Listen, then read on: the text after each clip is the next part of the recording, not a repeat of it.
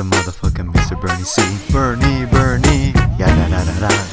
You know I'm mobbing with the MDC.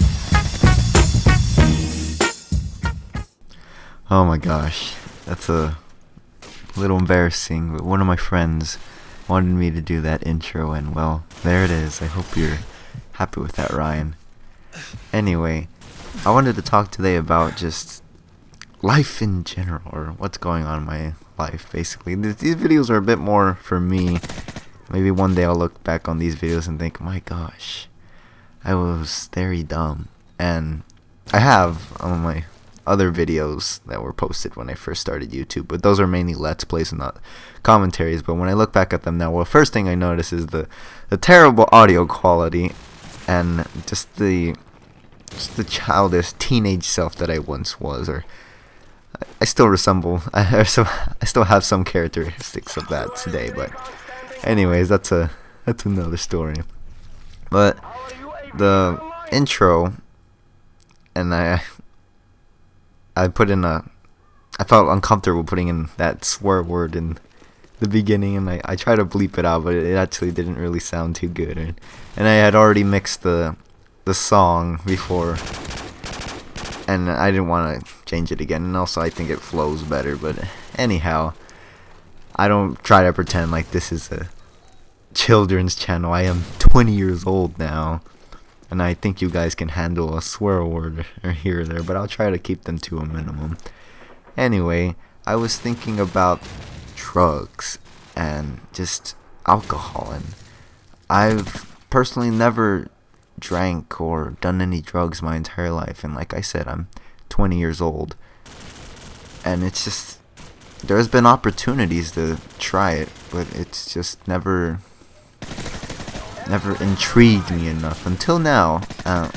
I've recently bought the album The Dark Side of the Moon by Pink Floyd, and that album was a joke, not really a joke, but the kind of a saying almost on the internet, and everywhere I hear that people or teenagers, when they first start to smoke marijuana, they listen to that album, and it gives them kind of like visions and things that they don't see, or it just makes them feel good, or they just have a good time with their friends smoking.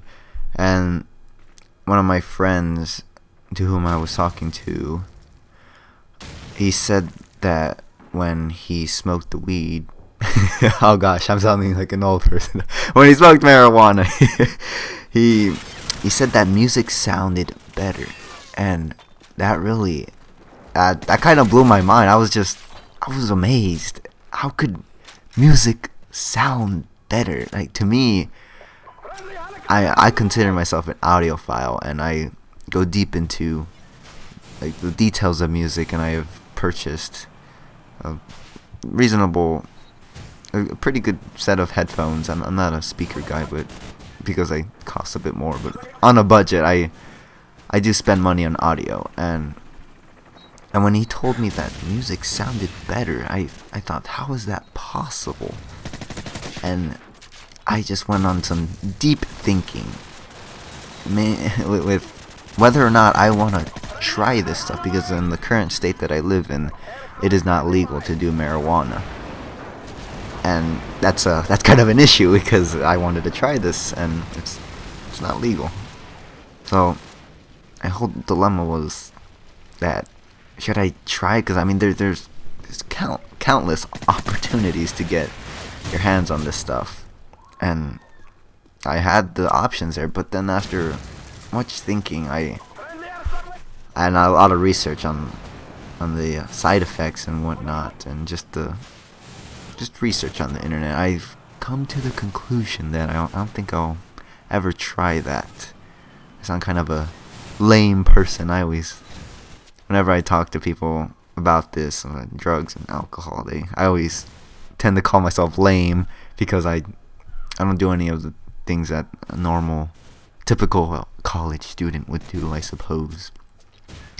But maybe my opinion will change, but for the time being, it is illegal in my state, and I cannot do that.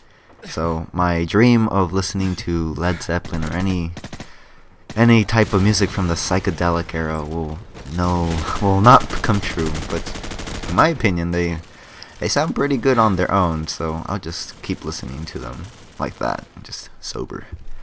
Speaking of college, I just finished the semester, and my gosh, this semester was kind of rough. I'd say forget the kind of, it was rough.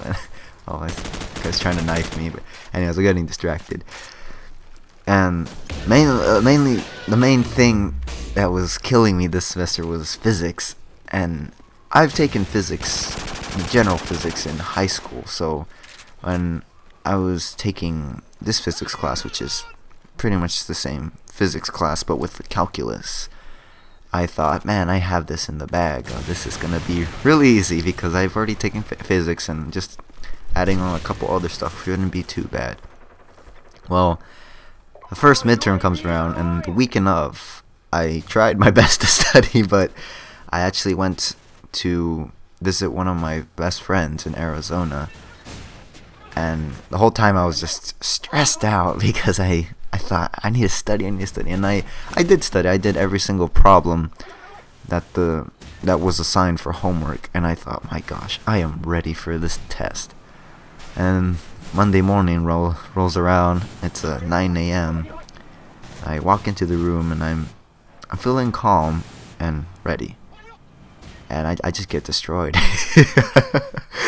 I pull a 4 out of 10 on that exam, and I thought, my goodness, I don't know what went wrong. I mean, I did everything that I thought I should do, and I actually asked the professor beforehand.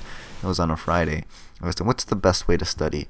And he said, just redo the homework problems, and if you could do that, then you'd be pretty set.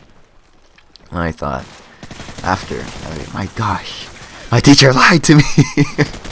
And no, it's not the case. See, the thing I like about college is that it's really a great time to rediscover yourself. And not rediscover yourself, just to discover yourself for that. For just getting to know yourself very, very well. And I learned that taking other people's study advice, including my teacher, should sometimes be incorrect for me. And I went about another method of studying, and thankfully I did a bit better on the second midterm. I got a 6 out of 10, which is still pretty bad. That's a F or a D, I'm not sure, but that's not passing. And so I thought, I was feeling a bit more confident. This is before the curve was in place, so I still had a bit of hope. So the third midterm rolls around, and I study for that, and I do what I was doing last time, but actually instead of looking at these PowerPoints that I did for the second midterm, for the second midterm I also studied the notes that I took in class. So I didn't do that, and I just looked at the PowerPoints, and I ended up getting a 3 out of 10, and my gosh, I was really disappointed. But I thought, nah, okay, well, that's fine. I'll do well on the final. And the thing is, in that class, for the final, you don't have to take the final, but if you do take the final, it replaces all of your midterm scores. So the final grades are put in, and I ended up with a B with all the curves, and I was like 86. And I took the final, and I got a 75, so that replaced everything. And I ended up with a 97 in the class, so I was very happy about that. But anyway, I'll talk to you guys later. Thanks for watching. Bye.